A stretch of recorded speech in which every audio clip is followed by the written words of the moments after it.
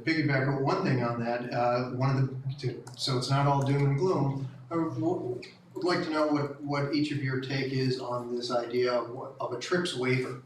So the World Trade Organization is another one of these global institutions where many developing countries led by South Africa and India said, look, if COVAX can't get going in time, if you aren't going to donate, even though you say you're donating, let us produce this ourselves.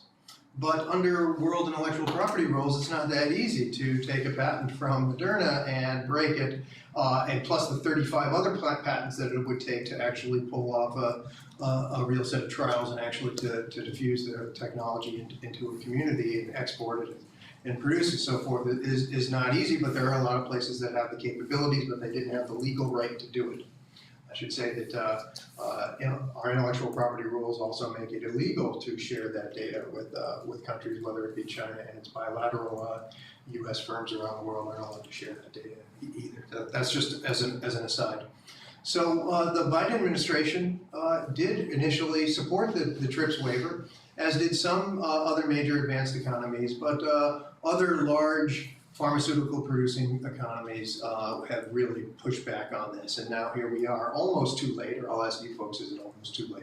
But just yesterday there was a breakthrough, and it seems like, at least for vaccines, we're moving towards a global agreement where countries will be able to break these patents and produce vaccines on their own to distribute to their own people, and I was surprised in some instances export it to other countries, which is a little bit of a surprise.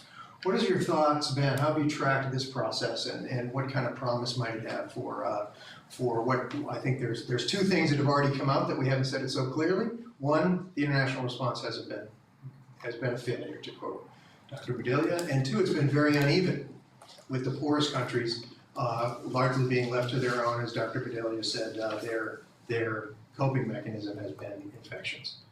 Thoughts on that, Dr. Bedelia? So in biology,